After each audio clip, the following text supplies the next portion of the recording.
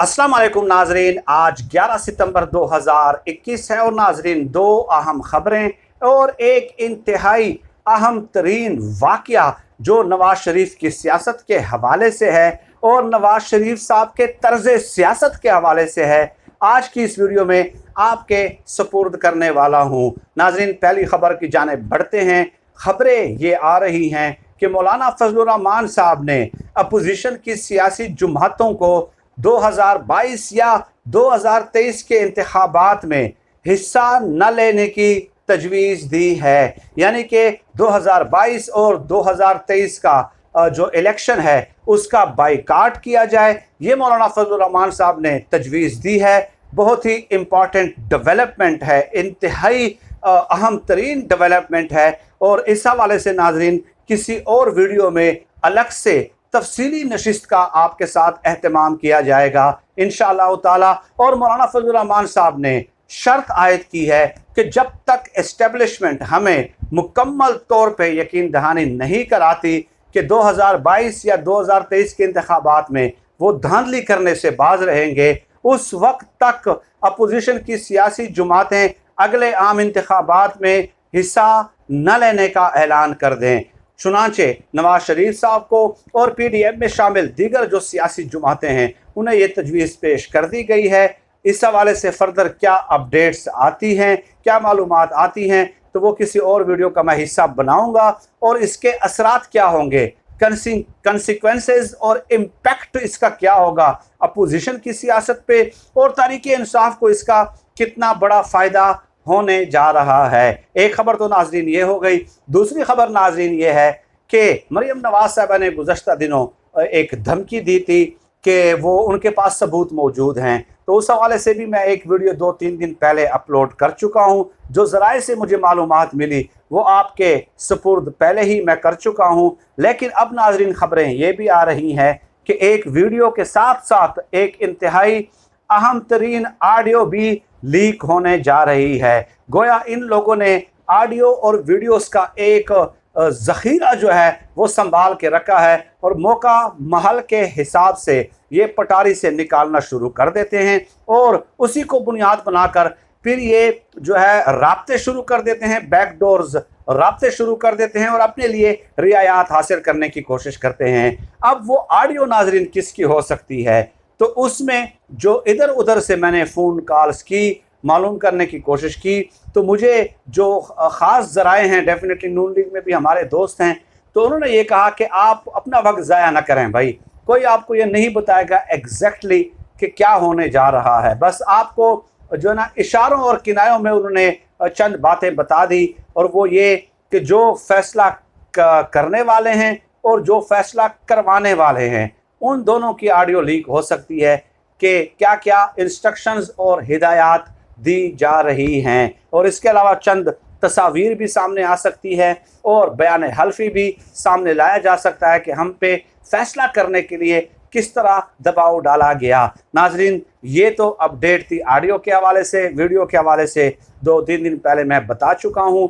अब ये जो सियासत है नाजरीन, जो नून लीग की सियासत है, अपोजिशन की सियासत है, डेफिनेटली आप इसको ब्लैकमेलिंग की सियासत ही कह सकते हैं कि जब आपकी जान ख़तरे में हो, आपकी जान खुलासी मुमकिन न हो, आपने बैकडोर राब्ते किए हों और वहाँ से कोई जवाब न मिला हो, तो उसके बाद आप वीडियोज़ और ऑडियोज़ का एक ज़ख़ीरा संभाल के रखे हों और उसकी पहले आप धमकी दे दें। और धमकी देने का मकसद ही यही है ताकि राब्ते शुरू हो जाएँ और रिलीज़ करने से पहले ही राब्ते शुरू हो जाएँ और फिर हम कोई जो है ना सौदा कर सकें, डील तय कर सकें। यही मकसद होता है धमकी देने का, वरना जिसने रिलीज़ करनी है तो कर लेना। एक दिन आपने धमकी दे दी, दूसरे दिन आप रिलीज़ कर दें, लेकिन वक्त और वक्फा इसलिए दिया जाता है ताकि बैकडोर्स उनकी तरफ से राब्ते हो जाएं और फिर हम अपनी शराइत पेश करने लग जाएं कि फ़लाँ फ़लाँ मुकदमात ख़त्म कर दें, ये एमन फील्ड, अल अज़ीज़ या फ़लाँ जो भी है वो आप खूब समझते हैं, बेहतर समझते हैं। ये जो सियासत है नाजरीन, इसको समझने के लिए कोई अरस्तु, आइंस्टाइन और अफलातून होना ज़रूरी नहीं है। अभी आप देख लें कि कल इलेक्शन कमीशन और हुकूमत का एक तनाज़ुर हुआ तो मरियम नवाज़ ने, शहबाज शरीफ ने, सब लोगों ने जो है ना आसमान सर पे उठाना शुरू कर दिया कि जैसे इलेक्शन कमीशन के दफ्तर को खुदा न खास्ता आग लगा दी गई हो।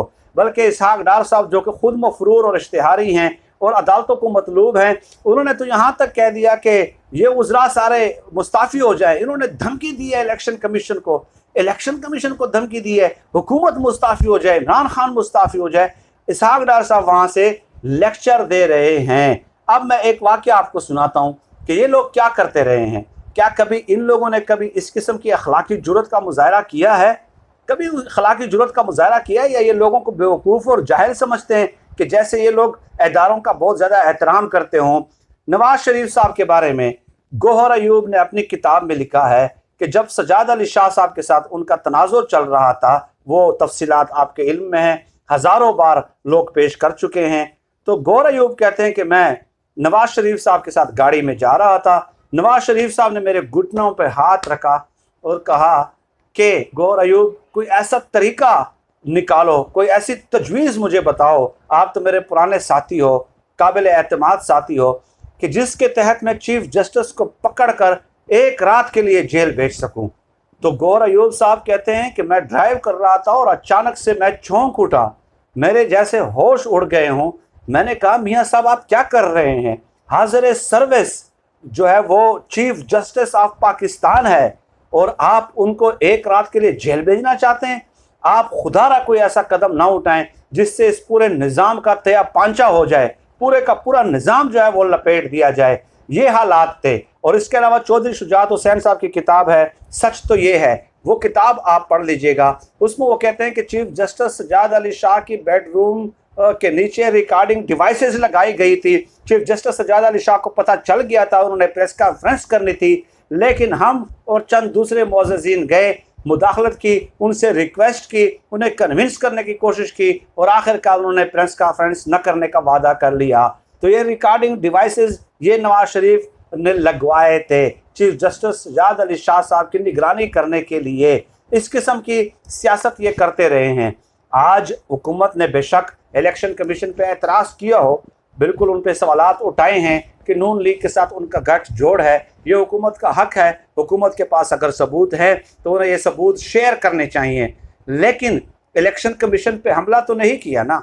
अगर हमला करेंगे खुदा न खास्ता तो मैं इसी वीडियो में यहाँ पे बैठ के सबसे पहले हमले की मुखालफत मैं करूँगा। अगर इस तरह हमला किया जिस तरह आपने सुप्रीम कोर्ट ऑफ पाकिस्तान पे हमला किया था, और एतजाज़ अहसन साहब कहते हैं कि जजेस ने कुर्सियाँ फेंक दी, वो समाअत कर रहे थे केस की, कुर्सियाँ फेंक के पिछले दरवाजे से छलांगे लगा के दीवार से जो है वो अपनी जान बचाने में कामयाब हुए। और फिर उसके बाद लाउड स्पीकरों पे ऐलान होते हैं कि आपने खाली हाथ नहीं जाना, पंजाब हाउस में कीमे वाले नान और चिकन बिरयानी का एहतमाम किया गया है। ये काम तो हुकूमत ने नहीं किया। एतराज़ करना डेफिनेटली और हुकूमत के कवानीन को मुस्तरद करना ये इलेक्शन कमीशन का इख्तियार नहीं है। और अगर हुकूमत के पास सबूत है कि नून लीग के साथ उनका गठजोड़ है तो वो शेयर करने चाहिए अब, लेकिन हमला की इजाज़त नहीं दी जा सकती और ना ही ये करेंगे। We do not expect this from PTI। लेकिन आपका तर्ज अमल तो ये है, किताबों में लिखा हुआ है, आप ही के करीबी साथियों ने लिखा हुआ है, और आज आप चैम्पियन बनते हैं कि सारी की सारी हुकूमत सिर्फ बयानात देने पे जो है ना वो मुस्ताफ़ी हो जाए। काश आपने ये अखलाकी रिवायात मुतय्यन की होती, सेट की होती, तो यकीनन आज आप ये मुतालबा करने में हक बजानिब होते। फिर वक्त आज के इस वीडियो में इतना ही। पाकिस्तान जिंदाबाद। अल्लाह हाफिज़।